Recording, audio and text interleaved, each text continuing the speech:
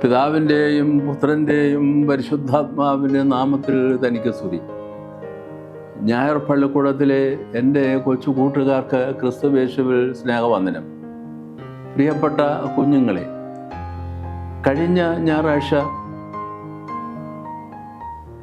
മരണം എന്ന യാഥാർത്ഥ്യം എങ്ങനെ നമ്മൾ ഒരു വിശ്വാസിയെ സംബന്ധിച്ചിടത്തോളം മനസ്സിലാക്കണം, തിരിച്ചറിയണം, എന്ത് പാഠം ഉൾക്കൊള്ളണം എന്നത് സംബന്ധിച്ച് ഒരു പ്രധാനപ്പെട്ട കാര്യം നമ്മൾ മനസ്സിലാക്കാൻ ശ്രമിക്കുകയായിരുന്നു. ദൈവസന്നിധിയിലേക്കുള്ള ആരോഹണമാണ്, തീർത്ഥയാത്രയാണ്, അതൊരു സമാഗമമാണ് എന്ന് നമ്മൾ പ്രത്യേകമായി കഴിഞ്ഞ ഞായറാഴ്ച പഠിച്ചു. അതിൻ്റെ തുടർച്ചയെന്നോണം ദൈവസന്നിധിയിലേക്കുള്ള ഉൾപ്രവേശം, അതാണ് ഒന്നാമത്തെ പാഠം. ഇന്ന് നമ്മൾ പ്രത്യേകമായി പഠിക്കുന്നത് പരിശുദ്ധരുമായുള്ള സംസർഗത്തിലേക്ക്. നിദ്ര പ്രാപിക്കുന്നത്, വാങ്ങിപ്പോകുന്നത് നമ്മൾ പരിശുദ്ധരുമായുള്ള സംസർഗത്തിലേക്കാണ്. മൃതദേഹത്തിൽ തൈലമൊഴിക്കുമ്പോൾ ഇങ്ങനെ പ്രാർത്ഥിക്കുന്നു: പ്രയത്നങ്ങളിൽ നിന്നുള്ള വിശ്രമത്തിനും യുദ്ധങ്ങളിൽ നിന്നുള്ള സംരക്ഷണത്തിനും പരിശുദ്ധരുമായുള്ള സംസർഗത്തിൻ്റെ ആനന്ദത്തിനുമായി പിതാവിൻ്റെയും പുത്രൻ്റെയും പരിശുദ്ധാത്മാവിൻ്റെയും നാമത്തിൽ ഈ തൈലം ഒഴിക്കപ്പെടുന്നു. അതിൽ ഏറ്റവും ഒടുവിലത്തെ വാചകം, ആ വാക്പ്രയോഗം നമ്മുടെ ശ്രദ്ധയിൽ വരണം: പരിശുദ്ധരുമായുള്ള സംസർഗത്തിൻ്റെ ആനന്ദം. അതിനായാണ് ഈ കർമ്മം അവിടെ നിർവഹിക്കുന്നത് എന്ന് പ്രത്യേകം പഠിപ്പിക്കുകയാണ്. നിദ്ര പ്രാപിക്കുമ്പോൾ, വാങ്ങിപ്പോകുമ്പോൾ നമ്മൾ ഈ ലോകത്തിലെ ജഡത്തിലായിരിക്കുന്ന മനുഷ്യരുമായുള്ള സംസർഗമുണ്ട്, നമുക്ക് സഹവാസമുണ്ട്, കൂട്ടായ്മയുണ്ട്. അതിൽ നിന്ന് നമ്മൾ വേർപെടുമ്പോൾ എന്താണ് സംഭവിക്കുന്നത്? പരിശുദ്ധന്മാരുമായുള്ള ഏറെ പ്രവിശാലമായ ആഴമായ ഒരു സംസർഗത്തിൻ്റെ അനുഭവത്തിലേക്കാണ്, ഒരു മേഖലയിലേക്കാണ് നമ്മൾ ഉൾപ്രവേശിക്കുന്നത് എന്നുള്ള ഒരു വലിയ പാഠം. പരിശുദ്ധന്മാരുമായുള്ള സംസർഗത്തിൻ്റെ ആനന്ദത്തിനുമായി ഇത് നമ്മൾ പ്രത്യേകം നമ്മളുടെ ശ്രദ്ധയിൽ കൊണ്ടുവരേണ്ടതുണ്ട്. വെളിപാട് പുസ്തകം 7-ാം അധ്യായം 9 മുതലുള്ള വാക്യങ്ങളിൽ നമ്മൾ പ്രത്യേകം കാണുന്നുണ്ട്: സകല വംശങ്ങളിൽ നിന്നും ഭാഷകളിൽ നിന്നും ഗോത്രങ്ങളിൽ നിന്നുമായി എണ്ണിക്കൂടാനാവാത്ത വലിയ പുരുഷാരം ദൈവസന്നിധിയിൽ നിൽക്കുന്നത് ഞാൻ കണ്ടു. സിംഹാസനത്തിൻ്റെയും കുഞ്ഞാടിൻ്റെ മുൻഭാഗം നിൽക്കുന്നത് ഞാൻ കണ്ടു. ഒരു വലിയ സംഘമാണ് ദൈവസന്നിധിയിൽ നിൽക്കുന്നത്. വാങ്ങിപ്പോകുന്ന ആത്മാവ് ഈ വലിയ സംഘവുമായി ഉൾച്ചേരുകയാണ്, അവരുമായുള്ള സംസർഗത്തിലേക്ക് പ്രവേശിക്കുകയാണ് എന്ന് നമ്മൾ തീർച്ചയായും തിരിച്ചറിയേണ്ടതുണ്ട്. അരിയോപാഗയിലെ വിശുദ്ധ ദിവന്യാസ്യോസ് എന്ന പിതാവ്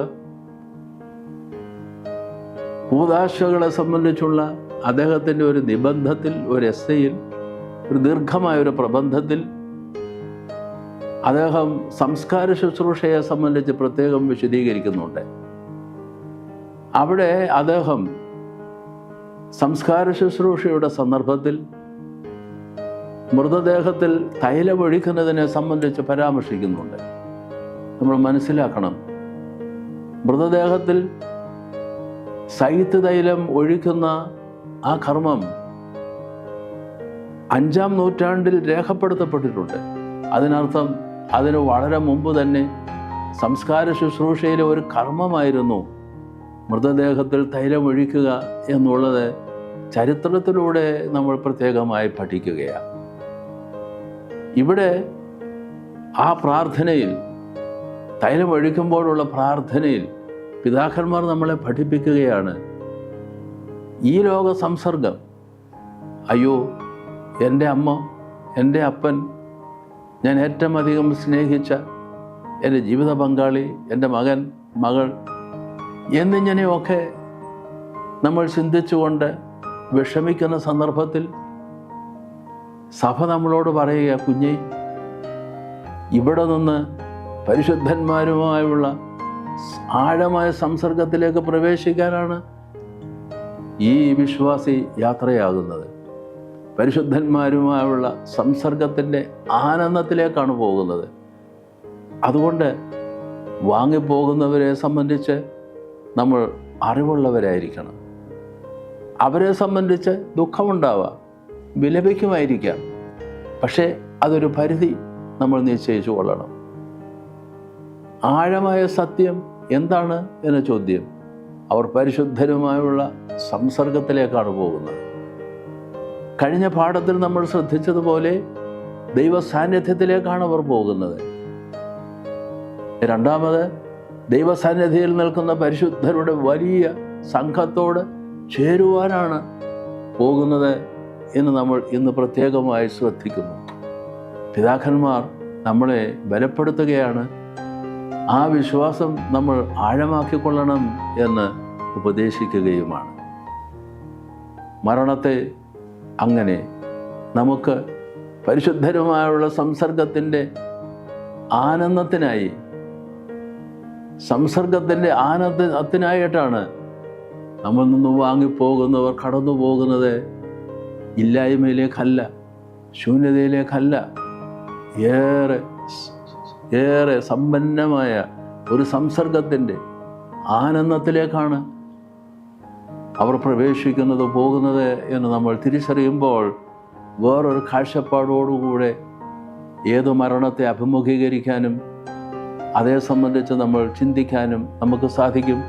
കുഞ്ഞുങ്ങളെ, അങ്ങനെ നമുക്ക് നമ്മളുടെ വിശ്വാസം, മരിച്ചവരെ സംബന്ധിച്ചുള്ള നമ്മളുടെ വിശ്വാസവും കാഴ്ചപ്പാടും വിശാലമാക്കാം.